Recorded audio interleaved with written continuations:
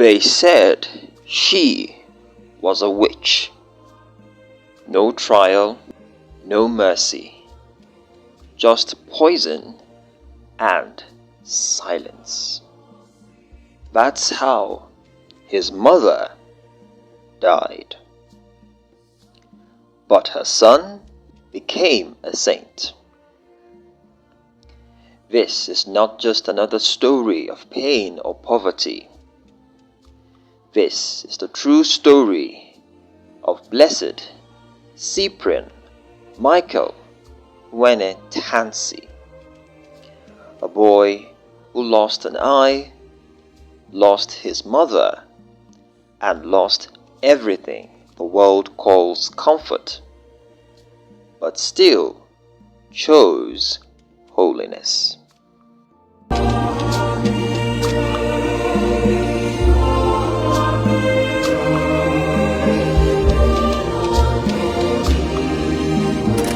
He was born in 1903 in a land overshadowed by foreign rule. His hometown, Aguleri, was caught in the grip of the Royal Niger Company, a British trading giant buying up palm oil, land, and influence. Tensions between the locals and the company were always high. His own father, Tansi, was once taken hostage. But even greater tragedy was waiting. Little Iwene was the first son. His name meant, "Let malice not kill." But malice came, and it did kill. In his village, when children died mysteriously, the blame didn't go to sickness or nature. It went to whoever the medicine man pointed to. One day, he pointed at her, Iwene's mother. He said she was the cause, that she was a witch. She was sentenced without trial, forced to drink poison, and she died. Can you imagine? Your mother dies accused of witchcraft, and the world just keeps turning. His father remarried, had more children, but the wound in Iwene's heart never truly healed. As a boy, he lost sight in one eye during a playful mud fight. Blinded, wounded, alone, but not broken. His father sent him to school at Holy Trinity in Onitsha, run by Catholic missionaries. Not out of faith, but out of hope. Maybe this education could lift their family from poverty. And it did. Just not in the way his father imagined. There, the boy met Jesus. He was baptized Michael. He became an altar boy, a catechist. He taught with fire in his spirit. By 1919, he was a teacher, then headmaster, and then, against his family's wishes, he entered the seminary. His people wanted him in business, but Michael wanted something more. He wanted to give. his life. At seminary, things weren't easy. African seminarians were trained harshly. Stricter rules, more suspicion, no second chances. But Michael didn't complain. He fasted until he collapsed. He prayed till his knees ached. And in 1937, against all odds, he was ordained a priest. He could have lived like the others, comfortably. Some priests did, but not Michael. He built his own house with mud and bamboo, slept on hard floors, ate less than the poor. He walked, he rode a bicycle. He didn't care about appearances. To him, being a priest wasn't a job, it was a sacrifice.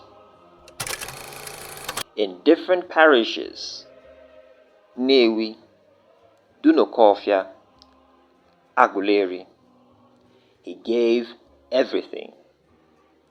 He taught people how to build houses. He helped the needy. He prepared young women for marriage. He fought against immorality, against injustice, and one day against those who forcefully had their way on women.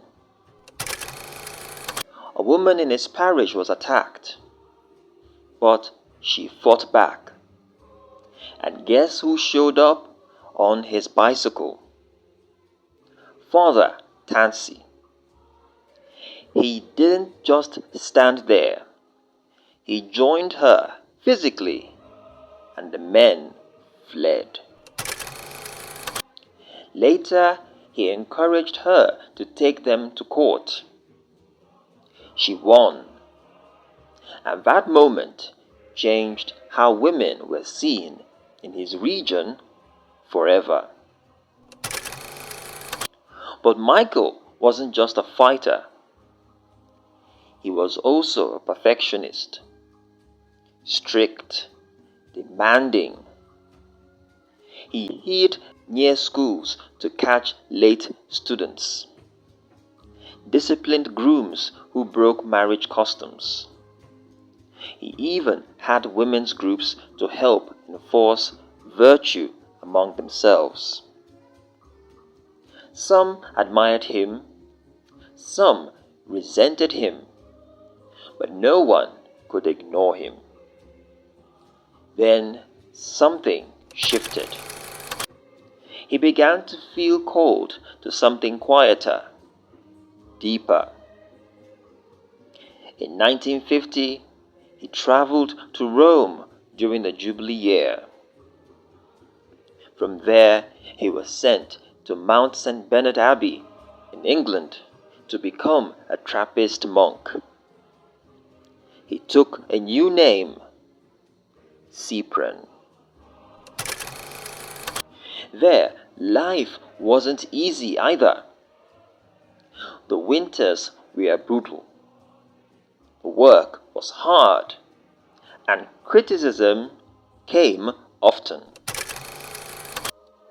But it was in that silence, in that humility, that Father Cyprian realized something. He had been too hard on others back in Nigeria, too demanding, too rigid. Now, in the stillness of the monastery, he found gentleness again, even as his body failed him, even as illness closed in. He told no one about the pain, until a doctor finally said, "Father, this man must be in terrible pain. but he will only admit that he has a little pain. On January 20th, 1964, Blessed Cyprian Michael Iwene Tansi died.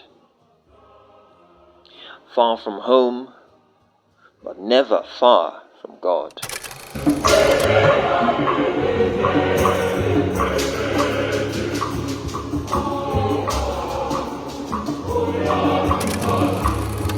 At first he was buried in England, but years later, Nigeria brought him back home, and on March 22nd, 1998, Saint Pope John Paul II beatified him in Oba, Nigeria, before over 1 million people.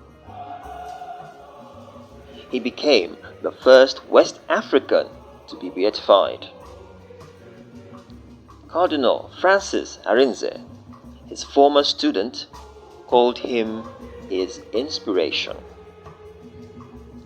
His statue now stands outside Most Holy Trinity Basilica in Onitsha, a reminder of what holiness can look like when it's poor, broken, blind, and unstoppable. They said his mother was a witch. They poisoned her, but her son became a priest, then a monk, then a saint. Not in spite of the pain, but through it. And maybe, just maybe, that's the miracle we needed to see.